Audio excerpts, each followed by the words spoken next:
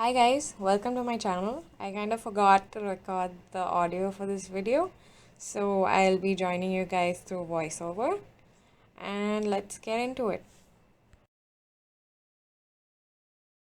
So I'm using mutton with bone here. You can substitute it with boneless mutton, it'll be fine, but just make sure there's a little bit of fat on the mutton. We need that fat to melt and sort of tenderize the meat.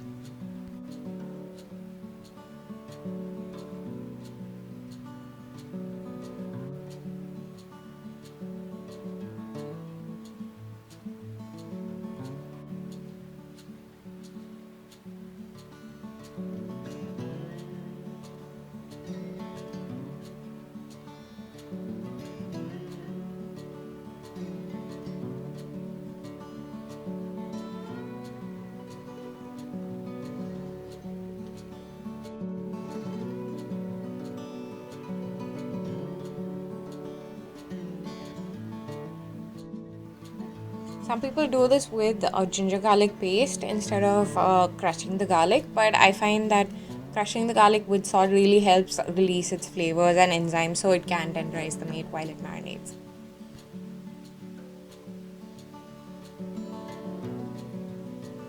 It doesn't have to be like a really fine paste, it's okay if they're a little bit sticking here and there.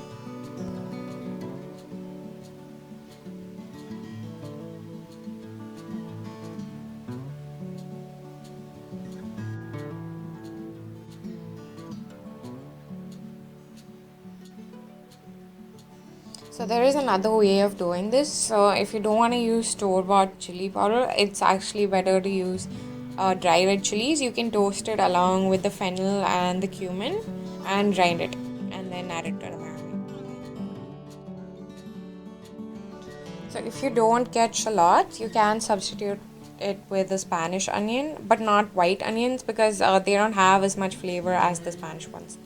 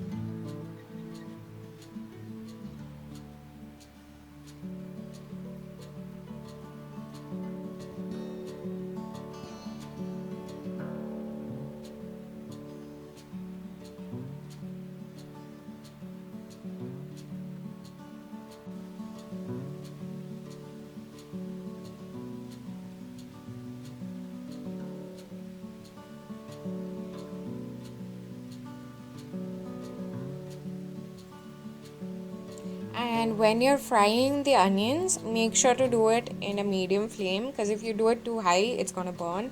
And if you do it too low, it's gonna take way too long.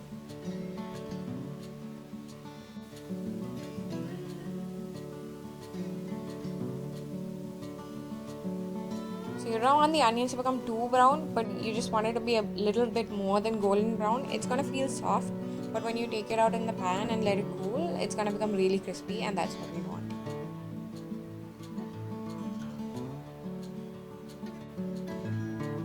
Before you add the mutton, make sure you take out all the pieces of onion, but don't pour it out into another plate or a pan because you're gonna get rid of all the ghee or the clarified butter, and you still want some of it there so that the mutton doesn't stick to the pan.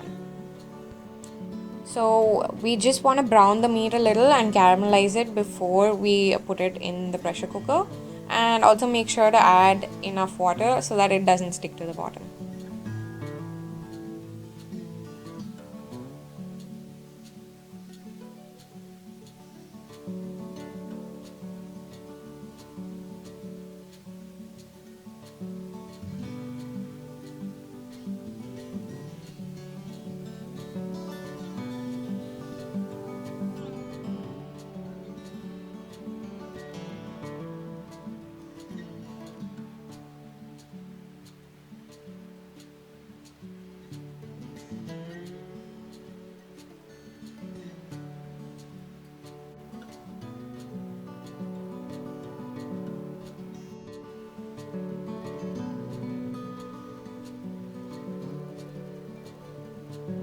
Okay, so I made this dish with a pressure cooker, and it's okay if you don't have one. You can use a normal pan, but the only thing is it's gonna take about like 50 minutes to make this dish, while it took me just 20 minutes.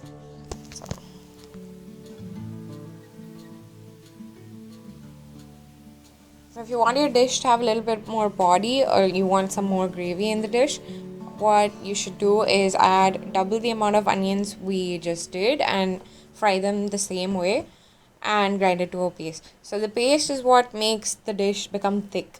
So that's what you want to do.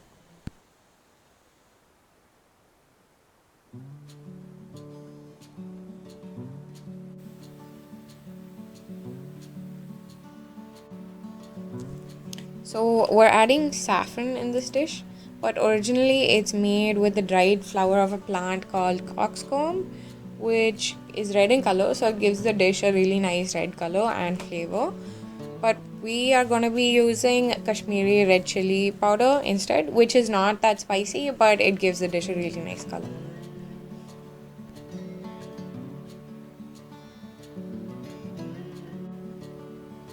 Just like the onions, the little bit of flour that we're adding right now is to give the dish a little bit of thickness, but do not add too much flour because it's going to become really thick.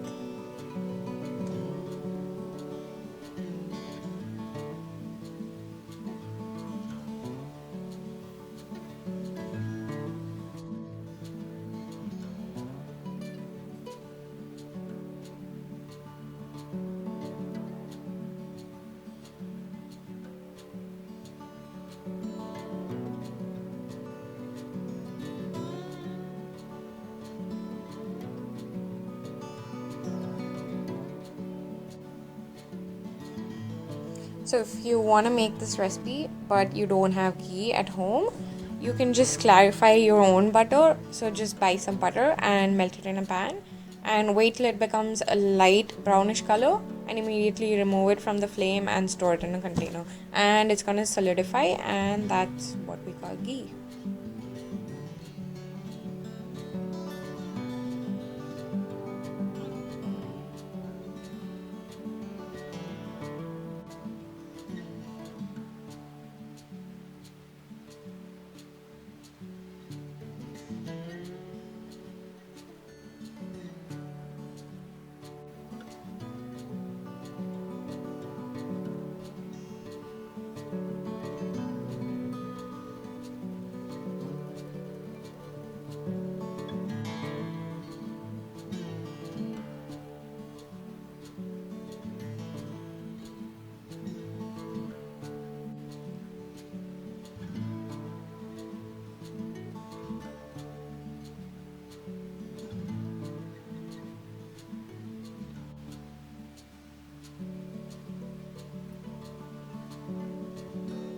So if you feel your Kashmiri powder isn't giving you the redness that you want, you can always add a little bit more because it's not going to be that spicy.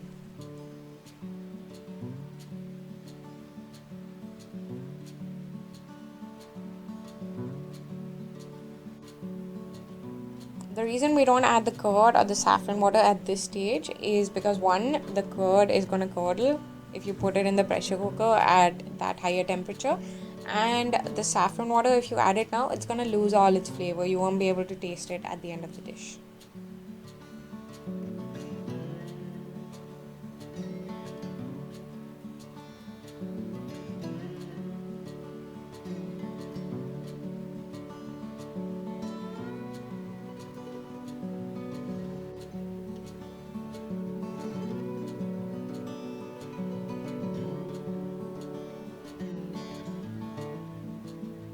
When we're checking to see if our meat is cooked, so what we're looking for is the meat to just fall off from its bones. There is a stage when it's cooked, but then beyond that stage is where tender comes in.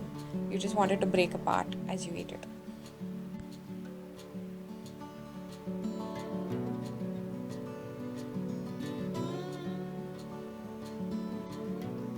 Also, I kind of forgot to film the part where you add the curd, but it is very important that you reduce the temperature and make sure it's not too hot. You add the curd and then you keep mixing it for about 2 minutes to 3 minutes, till you can see oil separating out from the gravy.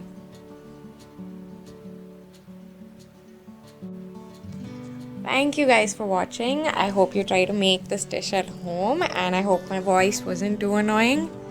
And let me know how it went, good, bad, or if you blew up the kitchen.